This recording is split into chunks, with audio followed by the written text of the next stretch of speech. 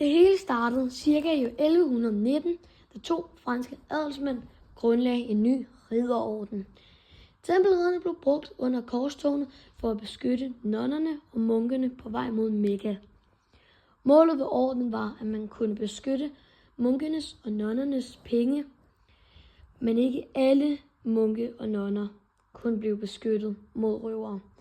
Derfor oprettede man nogle banker rundt omkring, hvor munke og nonner kunne sætte sine penge ind og tage dem ud ved banken i Mekka.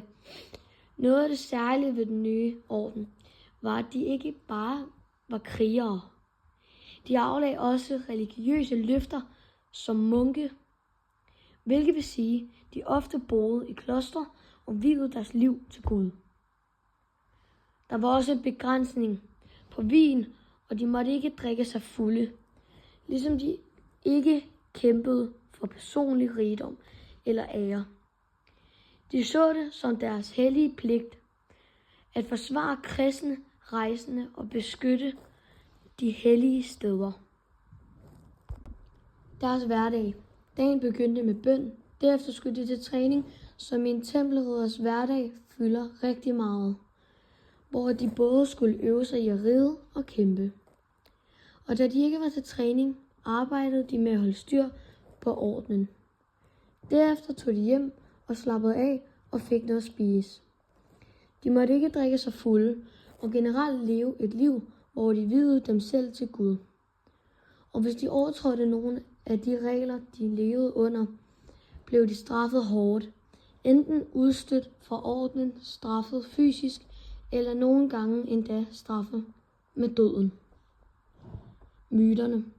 Ifølge en myte skulle tempelridderne have fundet pagtens ark, en hellig kiste fra det gamle testamente, der ifølge Bibelen indeholdt stenavlerne med de 10 bud, da de gravede under tempelbjerget i Jerusalem. Man siger blandt andet, at de gemte den hellige gral i tempelbjerget i Jerusalem.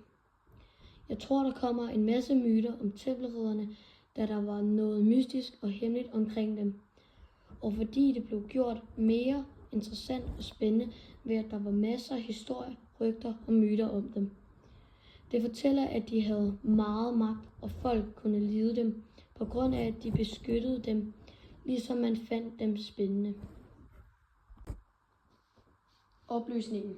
Fredag den 13. oktober 1307 satte Philip den 4. igangsættelse i, at tempelridderne skulle anholdes. Kongens gæld og politikbehov for at knække en rig, selvstændig orden. Kongen ville opløse ordenen, fordi templerne havde for meget magt. Eftertiden.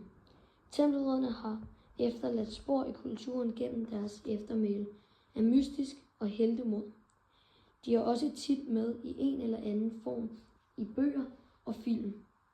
Der er eksempelvis lavet flere store film og serier om dem. Og historierne om dem er spændende, fordi der er rygter om at skatte og hemmeligheder, hvilket altid er noget, der fascinerer os mennesker. Man kan lære noget om disciplin og tro, samt at magt hurtigt kan falde og ændre sig.